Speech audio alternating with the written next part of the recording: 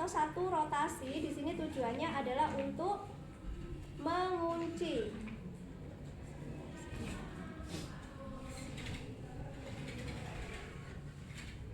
Nah, jadi satu putaran ini tujuannya untuk mengunci. Kemudian dengan posisi angka 8. Kalau misalnya ada luka, berarti di sini kita lakukan fiksasi. Ya. Nah, jadi nanti kalau misalnya ada perdarahan, sama halnya kayak kalian sakit gigi. Ya, disuruh menggigit tampon. Nah, tamponnya itu kadang ada epinefrinnya untuk mencegah terjadinya perdarahan. Sama halnya kalau ada perdarahan, biasanya di situ kasa sterilnya itu direndam pakai epinefrin untuk mencegah perdarahan tadi. Nah, jadi kalau angka 8 hanya diputer-puter aja. Jadi diinikan tadi, ditekan. Cuman kelemahannya yang dari sini ini terlalu elastis itu tadi. Kayaknya dulu kita punya yang Tensokrep, cuman sedikit, nggak tahu di mana sekarang. Nah, hanya gini aja. Kemudian kalau sudah selesai, karena ini terlalu lebar ya, terlalu lebar, jadi bukan ukurannya, sebenarnya menyesuaikan. Nah, hanya gini saja, angka 8 itu apa? Bolak balik, muter. Kalau semisal mau pada tangan yang satunya, kita menggunakan ini.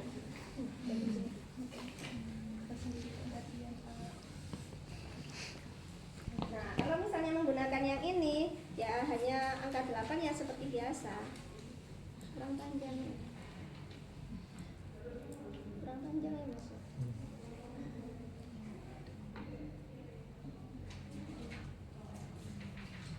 Nah, misalnya pada daerah sininya, ya, yang misalnya lukanya di area luar, jadi kita hanya membalut menggunakan angka 8 aja.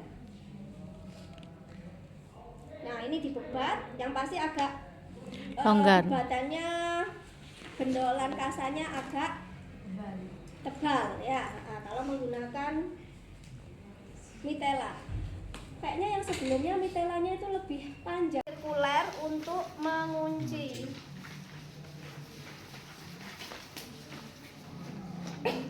Kemudian, nah di daerah sini kita lakukan putaran. Kita putarannya di mana terserah, atau di bagian luar atau di sini terserah kalian putarnya di mana.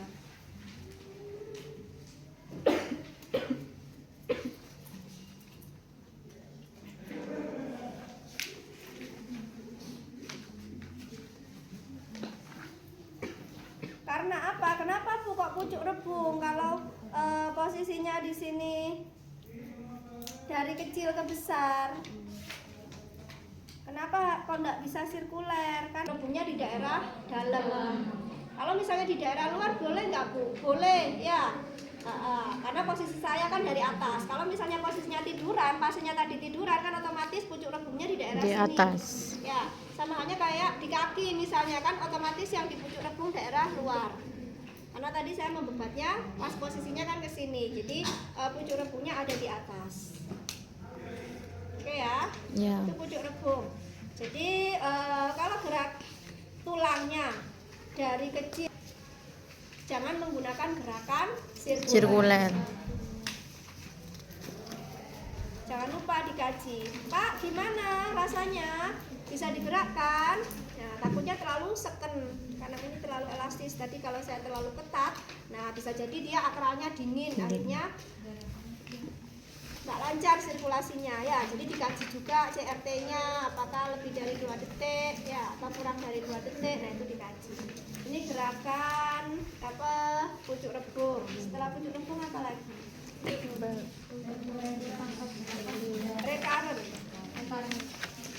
Angka 8 tadi sudah ya. Jadi tinggal dibolak-balikan membentuk angka 8. Kalau yang recurrent itu kan dicontohkan pada area kepala. Ya. Pada area kepala harus dipastikan tidak ada COR, COS ataupun COB. Kalau COB apalagi kan nggak boleh posisi duduk kan pasiennya, jangankan duduk, posisi bantal agak tinggi aja dia akan muntah ya, COR, cedera otak ringan. Jadi itu hanya untuk kasus misalnya ada perdarahan, kegores ya, ketatap paku atau apa, nah itu bisa gerakan recurrent. Tapi kalau untuk pasien cedera kepala akibat kecelakaan sudah ada refleks muntah, tidak dianjurkan karena posisi masangnya itu kan posisi duduk pasiennya ya. Nah untuk gerakan recurrent ini tadi, jadi posisinya harus sama ukuran bulungan usia Mas ya. Jadi gerakannya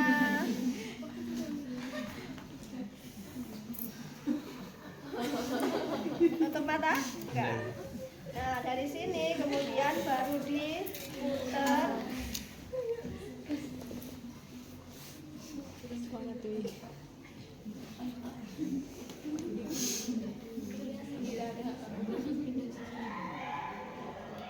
Satu kali itu. Nah ini kurang panjang ya. Nah kemudian ini akan dikembalikan lagi ke belakang ya, jadi kayak Pak Haji ya. Nah jadi sifatnya misalnya ada, ini kan harus ke belakang ya, baru dari belakang nanti dikancing gitu. Nah ini misalnya kasusnya ada kegores, kemudian nggak bisa ini ya. Nah misalnya pada daerah sini habis di dep aja atau dijahit sementara untuk menghindari terjadinya perdarahan. Nah jadi sifatnya hanya untuk menekan saja, bebat, memfiksasi gitu aja ya. Kalau untuk cedera otak tidak dianjurkan. Atau misalnya pasien habis operasi kepala ya. Kalau habis operasi kepala berarti tidak dianjurkan menggunakan elastis bandage, tetapi menggunakan kasa saja. Karena apa? Otomatis kalau habis operasi kepala, kraniotomi, nah proses penyembuhannya kan meningia media. Pernah kan? Pernah dengar kan ya? Biasa jedut-jedut kan kayak gitu kan? Dulu ada yang lebih besar. Nah, jadi ini sifatnya kayak gini ya. Misalnya yang dicurigai pada daerah ini klavikula. Nah, berarti klavikulanya kita rawat luka dulu, kemudian dikasih bantalan kasa, baru ini diikat. Ya, kayak BH itu loh, kayak apa? Baju pantai itu ya, kayak gitu. Kemudian kalau misalnya pada daerah klavikula, berarti klavikulanya yang dibebat kemudian ditekan. Ya, jadi ini di arah belakang. Kalau misalnya pada kosta juga bisa menggunakan ini juga bisa. Tapi kalau lebih efektif kalau yang dicurigai cedera kosta, kita gunakan ini tadi, tensokrep atau elastis bandage atau yang tadi stagen yang digunakan oleh orang tua kayak kemben. Iya, habis lahiran gitu ya. Nah, itu lebih efektif kalau dicurigai cedera kosta. Kemudian apalagi biar posisinya tetap fleksi kan ya, biar posisinya tetap fleksi. Ini sebenarnya juga sama kayak angka 8. Ini juga masih kurang panjang.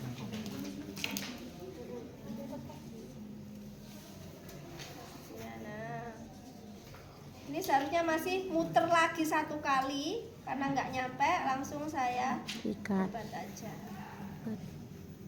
Nanti coba dicari ya, kalian ini jadikan ini ya.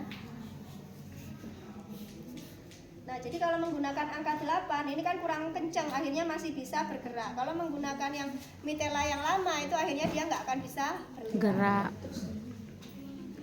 Kemudian apalagi ini yang angka 8. Jadi yang angka 8 itu tinggal disilang-silangkan aja membentuk angka 8. Kalau dari sini berarti nanti dia akan ke sini, ya kan? Nah, nanti dia akan ke sini lagi, muter lagi. Nah, baru diikat di sebelah sini seharusnya. Iya. Ya.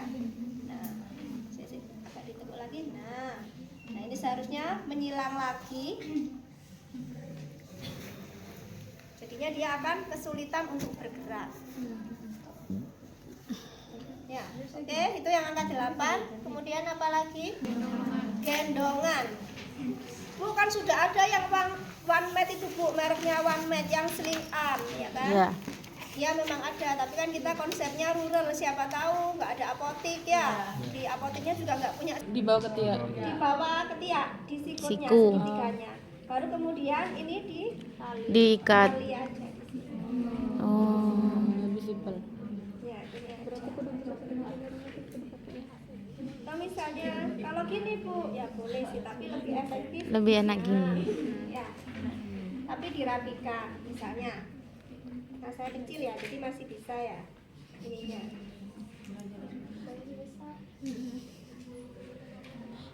Jadi hanya di sling arm aja. Bu, kemudian segitigianya ini kewer-kewer Bu. Nah untuk yang ini kita rapikan, baru dikembalikan lagi ke depan. Nah sudah gini aja. Yang ini ya terserah, nanti kan biar bisa beraktivitas. Ini yang sling arm. Pakai kayak gitu juga ya. Ini nggak bisa. Kalau ini kan hanya untuk elastis bandage. Misalnya dikasih biar cantik dikasih pin lah ya. Nah, kasih terus kayak gitu ya. Teliti ya. Soalnya kalau yang ini pengait ini hanya untuk tension wrap atau elastis bandage. Kemudian apa lagi? Membalut pergelangan tangan. Pergelangan tangan ini dia angka 8. Jadi muter-muter. Kayak angka 8. Kaki juga sama Membalut angka tumit 8. dan Cuman pergelangan kaki. yang di kaki yang di bawah itu sendiri setelah pergelangan tangan, kalau misalnya ada luka maka tumitnya dibiarkan terbuka. Karena apa? Karena biar kita bisa mengamati atau mengobservasi karakteristik lukanya. Tapi kalau nggak ada luka, boleh tumitnya ditutup dengan bagian segitiga yang bawah. Jadi nanti ini kan misalnya kakinya diluruskan ya Mas ya. Ini kaki ya. Ini kebalik ya. Ya apa? Nah gini ya. Nah ini kaki ya. Nah jadi ini kan ada Tumit. Nah, ini nanti ditaruh ke sini. Ini posisinya diputer. Ini kurang panjang memang, saya nggak bisa. Nah, jadi ini nanti diputer. Nah, kayak gini. Angka 8 ya. Ini dipastikan nggak ada luka pada area tumitnya. Kalau ada luka, berarti di sini posisinya ini nggak usah dikasih Segitiga. Itu aja ya. Oke, bisa Bayangkan. Bidai, oke. Bidai tadi disampaikan harus melewati 2 sendi. Kalau humerus satunya ditekuk juga boleh, tergantung daerah mana ya.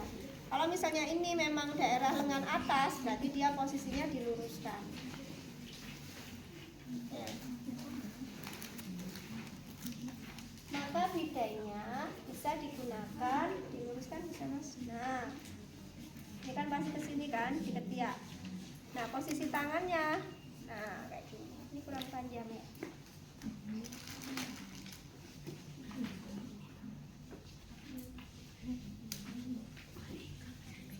Pokoknya enggak nyocok di ketiak ya. Proses pengikatannya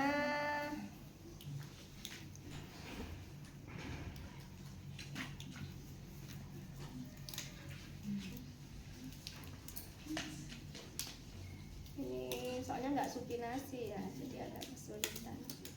Nggak nyampe. Memang kurang panjang ininya.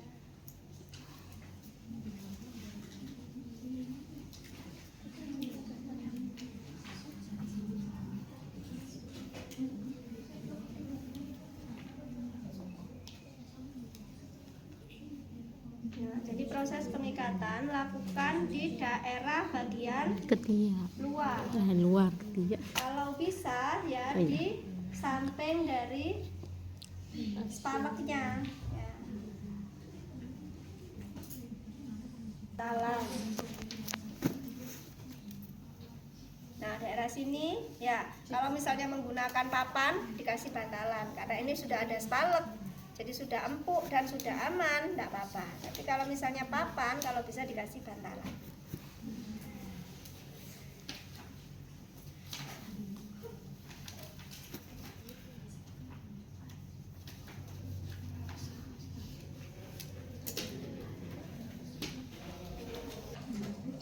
kan tali pati gitu ya. Iya. Kalau ini boleh, tapi kalau semisal menggunakan tali rafia atau apapun itu, takutnya nanti nggak bisa buka, terlalu singset, akhirnya nggak bisa dilepaskan kayak gitu ya. Kalau misalnya menggunakan kasa, boleh nggak? Kalau kasa misalnya ada gunting kasanya nggak apa-apa, tapi kalau semisal nggak ada ya harus diantisipasi ya. Kalau bisa jangan diikat mati. Kalau misalnya resiko, loh kok Niki ternyata lagi ya, kalau open fraktur karena apa? Takutnya gejlek ya daerah tulangnya itu tadi. Jadi harus ada 3 kalau dicurigai open fraktur.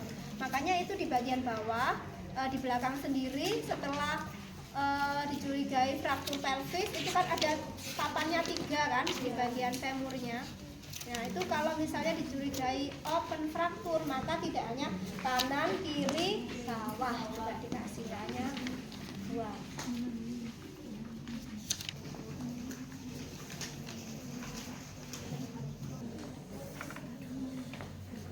PMR kan juga diajari kan cara megangnya. Pelvis ya, pelvis pinggang. Makanya di situ harus melewati sendi yang lainnya ya. Sendi yang lainnya mana? Berarti ya di ini brachialis ya, trochanter mayornya mana? Nah kan kayak gitu ya. Makanya di sini. Nah ini kok sampai di sini di inguinal, di selangkangan, ya nggak bisa, masa mau sampai ke atas juga nggak bisa ya. Jadi sampai hanya di inguinal saja. Kenapa nggak gini Bu? Kalau gini percuma ya. Kalau orangnya besar, kalau kecil akhirnya kan ya tetap aja nggak memfiksasi, makanya hanya 1 aja. Sama hanya kayak yang di jari tadi, makanya dia miring, kalau ada satunya akhirnya miring ke sebelahnya kan kayak gini. Kalau nggak ada baru dikasih 2-2.